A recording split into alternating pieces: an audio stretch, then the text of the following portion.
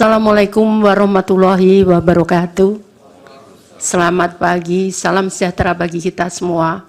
Shalom, Om Swastiastu, Namo Buddhaya, salam kebajikan, Rahayu. Yang mulia Ketua Bapak Soehartoyo, yang mulia Bapak Saldi Isra, yang mulia Bapak Arif Hidayat, yang mulia Ibu Eni Nurbaningsih, yang mulia Bapak Daniel Yusmik Peko, dan yang mulia Bapak Guntur Hamzah, yang mulia Bapak Ridwan Mansur, dan Bapak Ibu sekalian, Bapak Menko PMK dan Menko Perekonomian, Ibu Menteri Keuangan. Tadi sudah dijelaskan banyak tentang kebijakan anggaran. Kami langsung menjelaskan tentang program-program yang kami lakukan di Kementerian Sosial. Yang mulia para hakim, kami ingin menyampaikan bahwa tahun anggaran Mahkamah tahun anggaran 2023 anggaran Kementerian Sosial sebesar 87 triliun 275 miliar 374.140.000 rupiah. Anggaran tersebut dilaksanakan melalui program perlindungan sosial sebesar 86 triliun 100 miliar 271.705.000 atau 98,65%. Ini adalah bagian dari program yang tadi dijelaskan oleh Bapak-Bapak sebelumnya dan Bapak Ibu sebelumnya sebesar 496 triliun dari perlindungan sosial.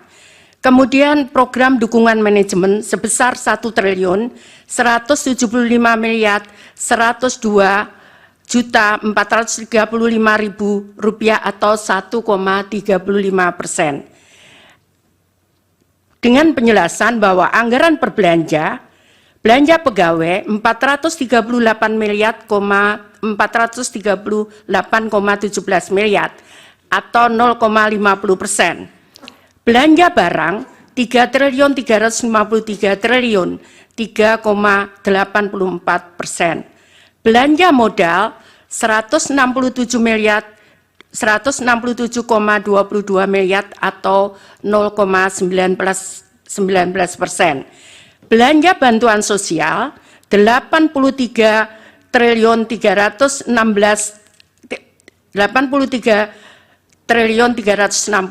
miliar atau 95,46%. Ini berbeda kalau kami sampaikan di perlindungan sosial kenapa 86 triliun 100 miliar itu yang belanja bansos itu adalah belanja bansos reguler untuk tahun 2023 meliputi PKH dan bantuan pangan non tunai serta bantuan BLT El Nino di 2023. Sedangkan untuk sisanya perlindungan sosial itu ada bantuan atensi, ada permakanan untuk lansia yang tidak ada keluarga, dan permakanan untuk disabilitas serta untuk anak yatim. Dan kebetulan pada tahun 2023 itu ada untuk anak gagal ginjal akut. Kami akan menjelaskan setelahnya. Pada tahun anggaran 2024 Kementerian Sosial anggaran dari 2023 sebesar 87 triliun 275 miliar itu turun menjadi 79 triliun 214 miliar 83.464.000. Penjelasannya adalah anggaran per program perlindungan sosial 78 triliun 54 miliar 196.767.000 rupiah atau 98,54% itu belanja bantuan sosial. Di sebelahnya yang berwarna kuning 75 triliun, 61 triliun 95,46%. itu di luar bantuan El Nino. Sehingga kami kembali reguler menyerahkan bantuan reguler PKH dan BPNT. Kemudian program dukungan manajemen 1.189.886.697.000 atau 1,46%. Jadi kalau kita bandingkan anggaran tahun 2023 dan 2024, tadi sudah kami sampaikan bahwa anggaran kami turun dari 87.374.140.000 turun menjadi 79.214.083.464.000 rupiah. Hal ini karena belanja BLT El Nino keluar dari bantuan di 2024 dengan rincian sebagai tertera di atas.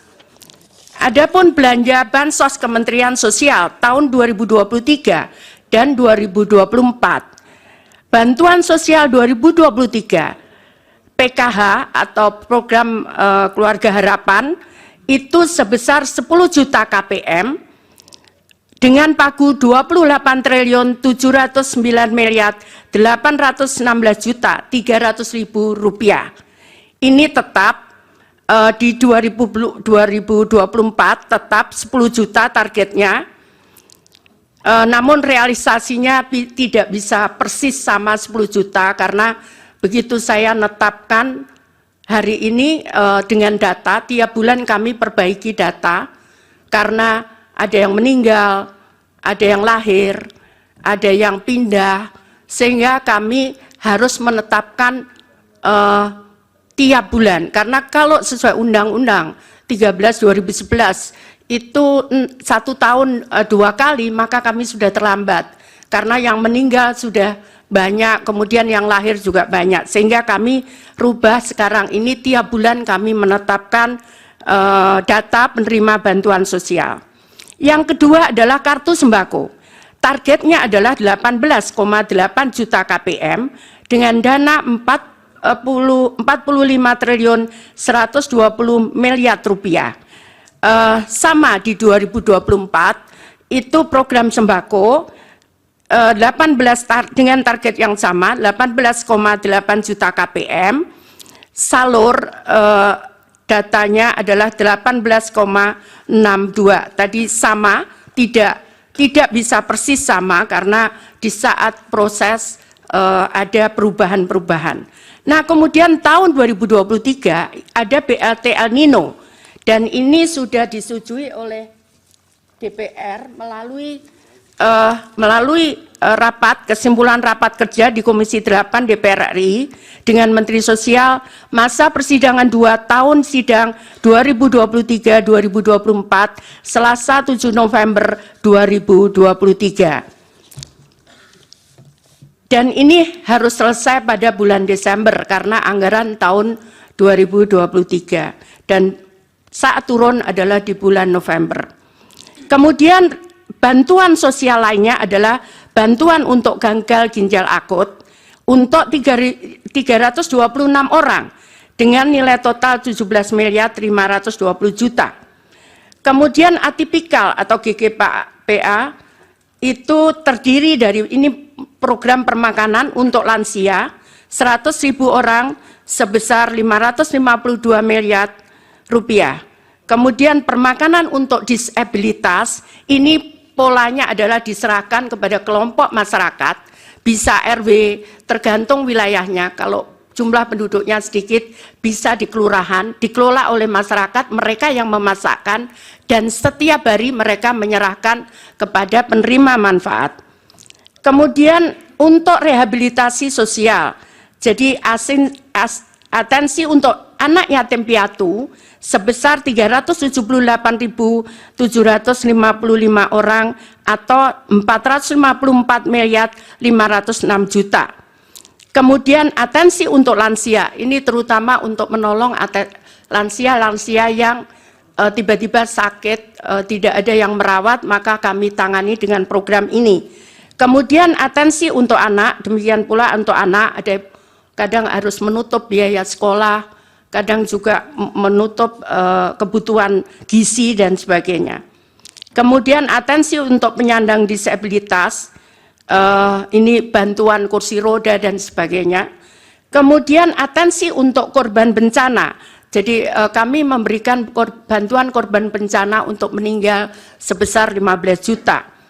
Kemudian atensi untuk kelompok rentan dan alat bantu aksesibilitas untuk penyandang disabilitas, serta untuk atensi korban penyalahgunaan nafsa dan ODIF sebesar 10.000 orang dengan nilai 1.706.250.000. Kemudian pemberdayaan komunitas adat terpencil itu yang berada di terdepan perbatasan negara, kemudian terpencil di tengah hutan sebesar 2.847 KK atau setara dengan 50.860 juta rupiah.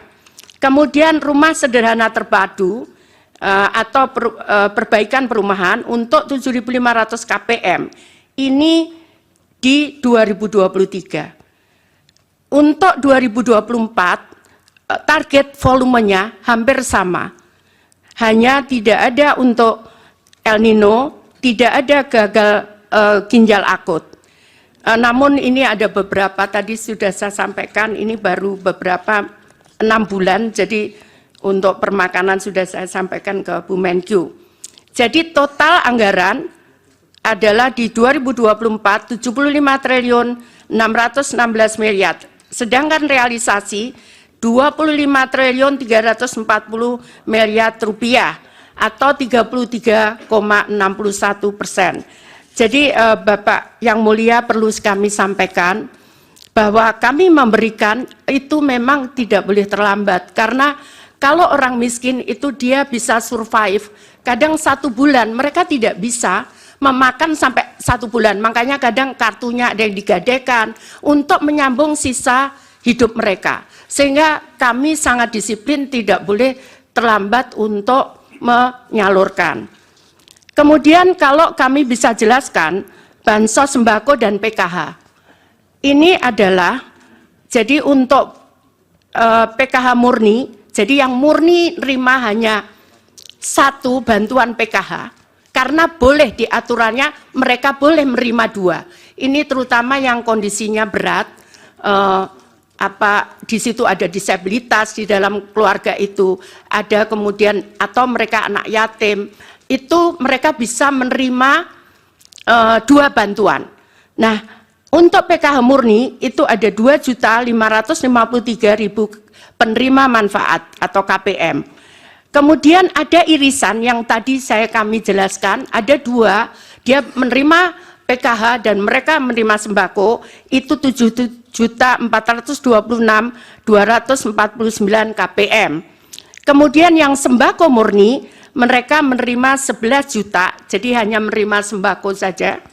11.373.751 KPM dengan targetnya 18 juta. Jadi karena kena irisan sehingga hanya 11 ditambah 7 juta ini. Totalnya adalah 21.353.000 keluarga penerima manfaat. Kemudian proses penyaluran bansos. Karena kami dasarkan pada Perpres nomor 63 tahun 2017 tentang penyaluran bantuan sosial secara non-tunai pasal 3, bahwa kami menyampaikan ke Kementerian Keuangan untuk proses permintaan pembayaran. Melalui rekening Kemenkyu kemudian menyalurkan kepada rekening penyalur, ini ada Bank Himbara dan ada PT Pos. Kenapa kita pilih PT Pos? Karena proses di bank itu membutuhkan waktu 3 bulan untuk mulai mereka buka rekening, kemudian sehingga mereka punya rekening dibutuhkan waktu 3 bulan. Sehingga untuk yang tadi kami sampaikan, kalau dia meninggal kemudian harus diganti, istrinya atau anaknya, itu mereka tidak bisa kemudian off, kita berhenti. Kalau meninggal bukan tiba-tiba serta-merta dia menjadi kaya. Karena itu kemudian itu yang baru-baru pengganti itu kita salurkan lewat PT POS.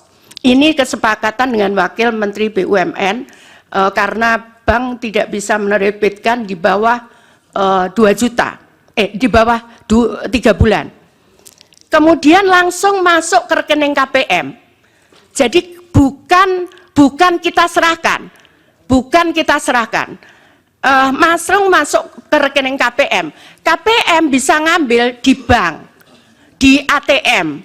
KPM bisa ngambil di saat penyaluran, tapi tetap masuk di rekening KPM. Jadi ini bukan kita berikan uang cash langsung. Tidak bisa seperti itu karena kami dasarnya adalah Perpres nomor 63 tahun 2017.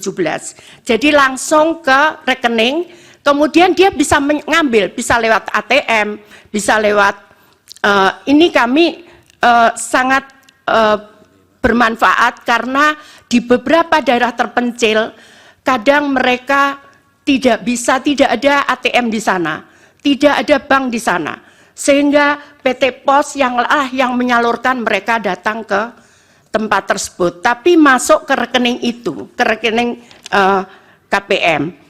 Demikian kira-kira Bapak yang mulia, Bapak Ibu dan para